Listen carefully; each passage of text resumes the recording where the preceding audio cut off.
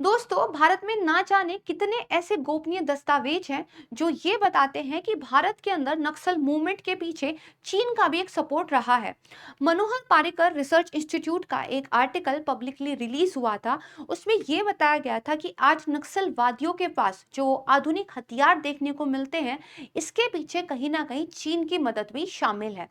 और आज चीन का आर्म्स स्मगलिंग का जो ये डरावना चेहरा है, ये दुनिया के सामने रिवील हो चुका है। कुछ सैटेलाइट इमेजेस रिवील हुई हैं जो ये बताती हैं कि एक जहाज जो रशिया और नॉर्थ कोरिया के बीच में आर्म्स की सप्लाई करता है, इसको चीन ने अपनी बंदरगाह पर शरण दी हुई है। दोस्तों, रॉयटर्स की तरफ से एक एक्सक्लूसिव रिपोर्ट आज ही आई है और उसमें यह बताया गया है कि अंगारा नाम का एक जहाज, जिसको यूएस की तरफ से प्रतिबंधित किया जा चुका है, जो नॉर्थ कोरिया से लगातार वेपन्स की सप्लाई करता है रशिया को, उसको एक लंबे समय से, लगभग फरवरी से जो है, चीन ने अपनी बंदरगाह पर रोका हुआ है। और ये इस समय पर बहुत महत्वपूर्ण हो जाता है जब यूएस के secretary of state Antony Blinken जो है चाइना पहुंच चुके हैं। यहाँ पर यूएस के स्टेट डिपार्टमेंट की तरफ से ये मामला चीन के साथ उठाया गया है। लेकिन दोस्तों, इस मामले के काफी सारे जियोपॉलिटिकल इम्प्लीकेशन देखने के लिए मिलेंगे आने वाले टाइम में, और इसमें से कुछ तो भारत के लिए बेहद महत्वपूर्ण हो जाते हैं। जैसा कि मैंने आपको बताया कि एक आर्टिकल आया था जिसमें ये बताया गया था कि जो नक्सलाइट हैं, आखिर अपने वेपन्स वो खरीद रहे कहाँ से हैं और कैसे खरीद रहे हैं। जब इस आर्टिकल को आप पूरा पढ़ोगे तो आपको पता चलेगा कि नेपाल, बांग्लादेश और ये जो पूरा का पूरा एक एशिया का पूरा एक नेटवर्क बना हुआ है ना, इसका बहुत बड़ा हाथ है इन नक्सलियों को वेपन्स की सप्लाई करने के लिए। बट इसमें जो एक सबसे बड़ा और छुपा हुआ प्लेयर है, वो है चीन। और उसका साफ साफ जिक्र आपको ना सिर्फ इस आर्टिकल में, बल्कि एक इंडियन डिफेंस का भी आर्टिकल आया था, वहां पे भी देखने को आपको मिल जाएगा। तो दोस्तों, अभी पहले बात करते हैं इन सैटेलाइट इमेजेस की। तो वॉल स्ट्रीट जर्नल में तो यहां तक रिपोर्ट किया गया था कि रशिया और यूएस के जो संबंध लगातार खराब होते जा रहे हैं, तो कहीं ना कहीं यूएस की तरफ से चाइनीज बैंकों के खिलाफ सैंक्शन लगाया जा सकता है। हालांकि बाद में जो यूएस का बेसिकली एक ऑफिशियल स्टेटमेंट है, वो इस बारे में कुछ भी नहीं कहता है। दूसरा, अगर आप देखोगे तो पिछले हफ्ते ही जो G7 के फॉरेन मिनिस्टर्स हैं, उन्होंने भी कड़े शब्दों में जो है चीन को चेतावनी दी थी कि आपको अपना जो ये सपोर्ट है ना, इसको बंद करना पड़ेगा। देखो दोस्तों, जहां एक तरफ अमेरिका और यूरोपियन कंट्रीज ये चाहते हैं कि रशिया को मिलने वाली किसी भी हेल्प को रोक दिया जाए, वहीं चीन जो है एक दोहरा गेम खेलता हुआ दिखाई देता है।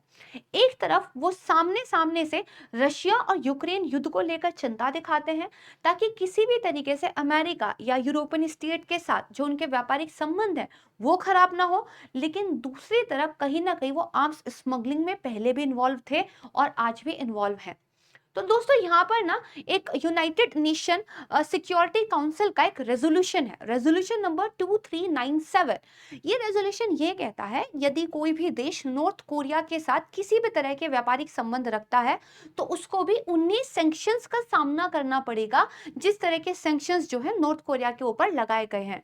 लेकिन लगता है कि चीन इतना पावरफुल अपने आप को समझने लगा है, या सच में उन्होंने इतनी पावर पर कंट्रोल कर लिया है कि उनको इन सैंक्शंस का कोई डर नहीं है। और उनकी तरफ से एक स्टेटमेंट आता है, जब तक यूनाइटेड नेशन सिक्योरिटी काउंसिल की तरफ से कुछ लॉ नहीं बनेगा, हम इस तरह की बातों को नहीं मानते हैं। और आपको पता है, यूनाइटेड नेशन सिक्योरिटी काउंसिल में उनके पास वीटो पावर है, वो खुद के ही खिलाफ कभी कुछ क्यों होने देंगे। तो दोस्तों, एक ना नया नेक्सस बनता हुआ दिखाई देता है, जो कि इन तीन कंट्रीज के बीच में है, चीन, नॉर्थ कोरिया और रशिया। अगर आप देखोगे तो नॉर्थ कोरिया और रशिया के बीच में आमतौर पर खुले रूप से कुछ मीटिंग्स आपको देखने के लिए मिली है। जैसे अगर आप देखेंगे तो व्लादिमीर पुतिन और जो नॉर्थ कोरिया के किम जोंग उन है, उनके बीच में एक समिट में मुलाकात हुई थी। इसके अलावा जो रशिया के डिफेंस चीफ है, जिनकी फोटो आप यहाँ पे देख सकते हो, वो दरअसल नॉर्थ कोरिया गए थे और वहां पर नॉर्थ कोरिया की तरफ से उनको कुछ मिसाइल्स भी दिखाए गए थे। और कहीं ना कहीं अब ये रिवील हो चुका है कि नॉर्थ कोरिया की तरफ से रशिया को आर्म्स की सप्लाई हो रही है, और उन्हीं आर्म्स का इस्तेमाल रशिया जो है यूक्रेन युद्ध में कर रहा है। और शायद यही कारण है कि ये युद्ध इतना लंबा खिंचता हुआ दिखाई दे रहा है। अब भारत के लिए इस बात का क्या संदर्भ है, तो थोड़ा हिस्टोरिकल पॉइंट ऑफ व्यू से चीजों को समझने की कोशिश करते हैं। इंटेलिजेंस ब्यूरो की एक सीक्रेट रिपोर्ट आई थी, जिसमें ये बताया गया था कि जो माओइस्ट हैं वो भारत में दरअसल एक वेपन्स की फैक्ट्री स्टैब्लिश करने की कोशिश कर रहे हैं। और ये जो रिपोर्ट है ये 2009 और 10 के टाइम की है। इसमें ये बताया गया था कि दरअसल अब नक्सलवादियों की तरफ से जो पढ़े लिखे महिला और पुरुष हैं उनकी भर्ती करने पे ज्यादा जोर दिया जा रहा है, ताकि जो अत्याधुनिक तकनीकें हैं युद्ध को लेकर, हमले को लेकर, उनको जो है सीखा जा सके। यहाँ तक कि आप देखोगे कि यहाँ पर जो कॉम्प्लेक्स सिस्टम है वेपन्स के, जैसे कि ग्रेनेड्स हैं या रॉकेट लॉन्चर्स हैं, वो भी अब आपको नक्सलियों के पास देखने के लिए मिल जाएंगे। इनकी मैन्युफैक्चरिंग जो है वो सीख रहे हैं। लेकिन ये मॉडर्न वेपन्स को वो कहाँ से सीख रहे हैं या कहाँ से मॉडर्न वेपन्स की उनको सप्लाई मिल रही है? तो सीधे सीधे इस गोपनीय रिपोर्ट में ये कहा गया था कि चाइनीज इंटेलिजेंस का जो है एक सपोर्ट यहाँ पे दिखाई देता है। 2009 और 10 में जब भारत इस तरह की बातें कहता था तो शायद इस पर कोई यकीन नहीं करता था। 2012 में भी ऐसी रिपोर्ट देखने को मिलती है जहां पर नक्सलियों को ट्रेनिंग देने तक में जो है चाइनीज इंटेलिजेंस का हाथ बताया जाता है। हालांकि इस तरह के रिपोर्ट्स अब आपको नहीं दिखाई देंगे।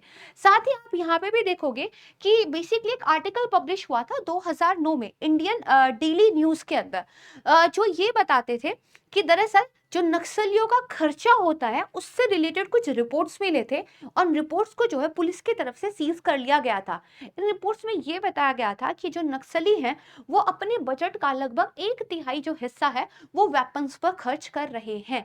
और दरअसल ये भी देखा गया था कि वेपन्स की मैन्युफैक्चरिंग को लेकर उनको लगातार चीन और पाकिस्तान और भारत के अंदर से भी काफी ज्यादा मदद मिल रही है।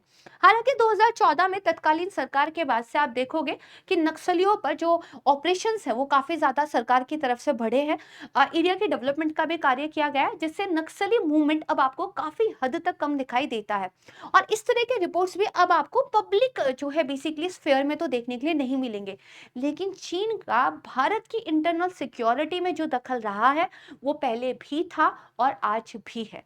फर्क बस इतना है कि पहले शायद आप रिपोर्ट्स देख पाते थे और अब रिपोर्ट्स नहीं देख पाते। लेकिन अब दुनिया के सामने इन सैटेलाइट इमेजेस के जरिए ये रिवील हो चुका है कि चीन ऊपर ऊपर से भले ही कितना सज्जन बनना चाहे, लेकिन अंदर से वो हमेशा एक पावर स्ट्रगल को लेकर बहुत होशियारी के साथ काम करते हैं। जहां दरअसल वो नॉर्थ कोरिया को एज अ बफर इस्तेमाल करते हैं यूएस के खिलाफ, वहीं वो एशिया में जो भारत के पड़ोसी देश है, खासकर जो पाकिस्तान है, उसको वो एक बफर की तरह इस्तेमाल करते हैं भारत के खिलाफ। अब भारत के सामने चुनौती ये है कि यदि चीन को काउंटर करने के लिए भारत अमेरिका, जापान और ऑस्ट्रेलिया के साथ अपना एक जो है ग्रुप बनाना चाहता है, तो उसको चुनौती मिलती है क्योंकि रशिया उसका दोस्त है। तो जो ऑस्ट्रेलिया जैसे दोस्त हैं वो कंप्लीटली भारत का सहयोग करने के लिए तैयार नहीं होते हैं। वहीं अगर भारत रशिया के साथ मिलकर कुछ चीजें करना चाहता है तो रशिया और चीन की जो दोस्ती है वो आड़े आती है। मतलब दो खेमे बने दिखाई देते हैं, जहां पर एक तरफ रशिया है, नॉर्थ कोरिया है और चीन है, और दूसरी तरफ जो है आपको अमेरिका, जापान, ऑस्ट्रेलिया और यूरोपियन कंट्रीज देखने के लिए मिल जाएगी। अब भारत को एक बहुत ही डेलिकेट बैलेंस इन दोनों खेमों के बीच में बनाना पड़ेगा, क्योंकि दोनों ही जगह उसके दोस्त भी हैं और उसके दुश्मन भी है। तो ये एक रस्सी पे चलने के समान है, और आने वाला समय बताएगा कि भारत यहाँ पे बैलेंस कैसे करता है। लेकिन ये बात सच है कि सिर्फ हमारे सीमा विवाद ही नहीं है चीन के साथ, बल्कि हमारे देश के अंदर भी उनके हाथ पहुंचे हुए हैं। और अगर वो खुले तौर पर एक ऐसे जहाज को शरण दे सकते हैं जो कि आर्म्स स्मगलिंग में शामिल है, तो वो ढके और छुपे तौर पर बहुत कुछ कर सकते हैं। This is all about from my side.